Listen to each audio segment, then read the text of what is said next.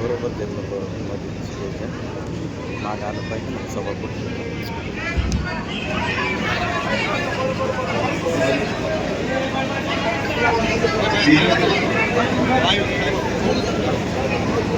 जरा शांतता पाळा सगळ्यांनी कृपया शांतता पाळावी. आपले लोकप्रिय आमदार मंत्रिमंडळातील माजी सहकारी माजी मंत्री प्रकाशदादा सोळंके, दुसरे आमचे माजी मंत्री नवाबभाई मलिक,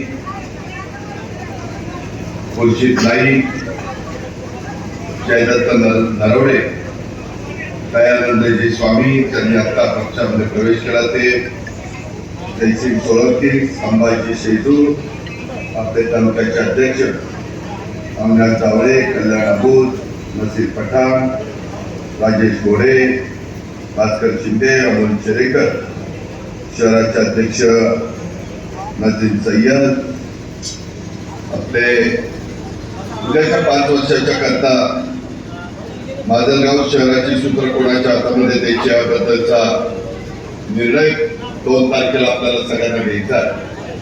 आणि त्याकरता मी फार विचार करून राष्ट्रवादी काँग्रेस पक्षाच्या नगराध्यक्ष पदाचे उमेदवार यांना त्यांनी नेहरू नबी खलील पटेल आता त्यांना उमेदवारी दिलेले, त्यांच्याबरोबर 12-13 प्रभागात 26 उमेदवार हे वेगवेगळ्या जातीचे, वेगवेगळ्या धर्माचे, वेगवेगळ्या पंथाचे, वेगवेगळ्या प्रभागातले आम्ही तुम्हाला दिलेले. मित्रांनो, निवडणुका म्हटल्यानंतर बरीच काही चर्चा त्या ठिकाणी होत असते, परंतु मला आवर्जून सांगायचं की आजच्या ज्या सभेच्या निमित्तानं मी ज्यावेळेस इथं आलो, थोडासा आम्ही रोड शो पण केला, लोकांना विनंती केली, नमस्कार केला. त्याच्यामध्ये आज आपल्या सर्वांच्या साक्षीनं दयानंदजी स्वामी, भीमरावजी काकणकार, इद्रिस मौलाना या मान्यवरांना आणि त्यांच्या सहकार्यात तुमच्या सगळ्यांच्या साक्षीनं प्रवेश देखील दिला. त्या घटना घडत असतात. आम्ही स्वर्गीय यशवंतराव चव्हाण साहेबांच्या विचारधारेने पुढे चाललेला पक्ष म्हणून राष्ट्रवादीचं काम करतो आणि भेटलेचं राजकारण करत असताना जर आपल्याकडे जीवाभावाचे काही सहकारी, त्यांची समाजामध्ये ओळख आहे, समाजामध्ये नाव आहे, प्रतिष्ठा आहे, अशा मान्यवरांना आम्ही पक्षामध्ये प्रवेश देत असतो. त्या पद्धतीने आता या मान्यवरांना आपण प्रवेश दिलेला. मित्रांनो, खरं तर आपल्याला सगळ्यांना माहिती आहे की हिंदवी स्वराज्याचे संस्थापक छत्रपती शिवाजी महाराज असतील, छत्रपती संभाजी महाराज असतील, स्वराज्य जननी त्या ठिकाणी जिजाऊ महासाहेब असतील,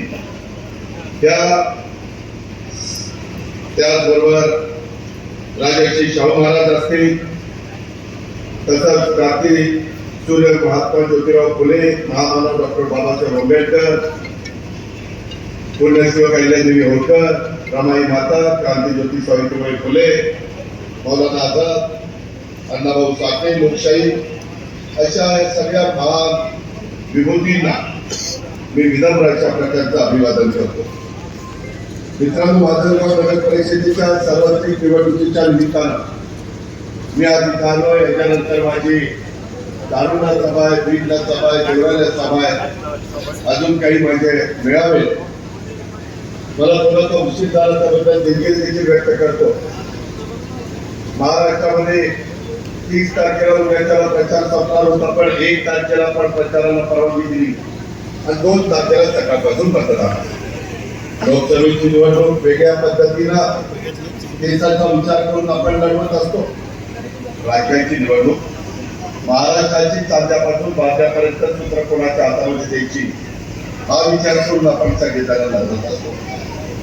परंतु स्थानिक स्वराज्य संस्था आपण आपल्या शहराच्या सर्वांगीण विकासाच्या करता जे काही अनेक जाती धर्माचे लोक माझ्या माजलगावच्या परिसरामध्ये पुण्या भूमिकांनी राहतात, त्याच्यामध्ये मुस्लिम समाज आहे, मराठा समाज आहे, ब्राह्मण समाज आहे, मागासवर्गीय समाज आहे, ओबीसी आणि इतर पण समाज आहे, असे सगळे समाज जवळपास 40,600चं मतदान आणि तुम्हाला 26+1 असे 27 उमेदवार निवडायचे. प्रत्येकाला 3 मतं देण्याचा अधिकार, एक नगराध्यक्षाचा उमेदवार आणि त्या प्रभागातला अ आणि ब चा उमेदवार.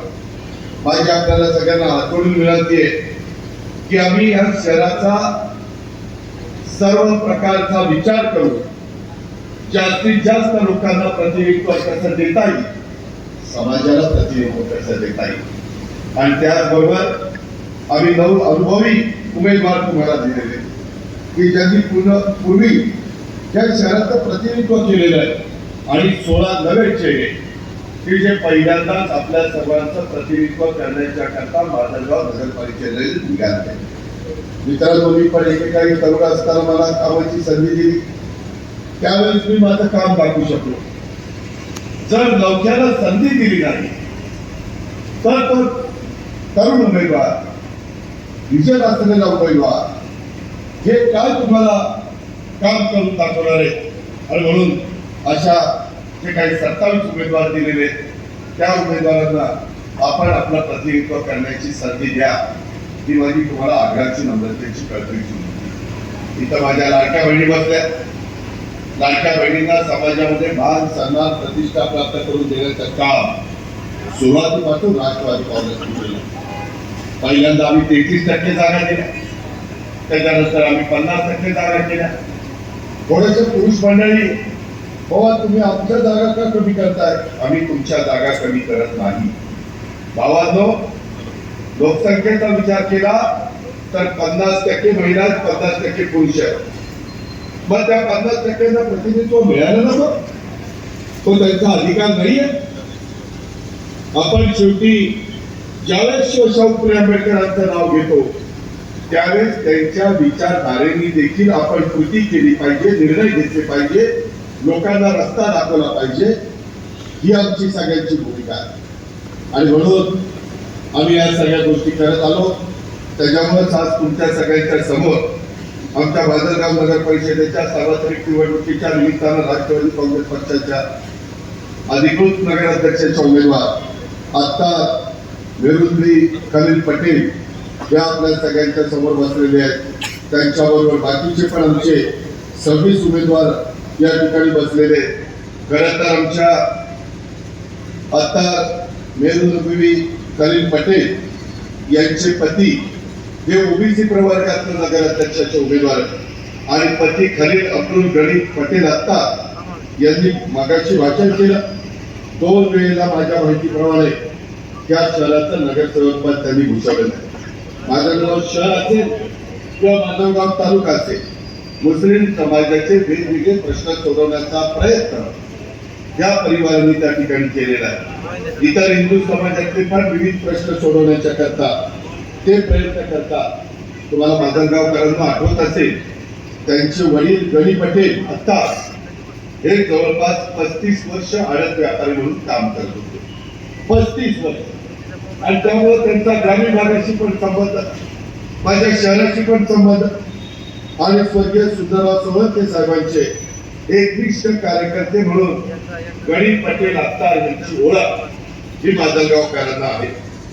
त्याच्यामध्ये त्या काळामध्ये आमच्या खलील पटेलांनी नवीन कब्रस्तानाचा प्रश्न असेल, माजलगावच्या संरक्षण भिंतीचं काम करण्याचा प्रश्न असेल, शहरामध्ये तिन्ही कब्रस्तानमध्ये हायमास्ट बसवून लाईटची व्यवस्था करण्याचा प्रयत्न असेल, किंवा इतर समाजाच्या करता ज्या काही आमच्या स्मशानभूमी लागतात, इतर मूलभूत गरजा लागतात, त्याही करता त्यांनी त्याच्यामध्ये काम केलेलं आहे.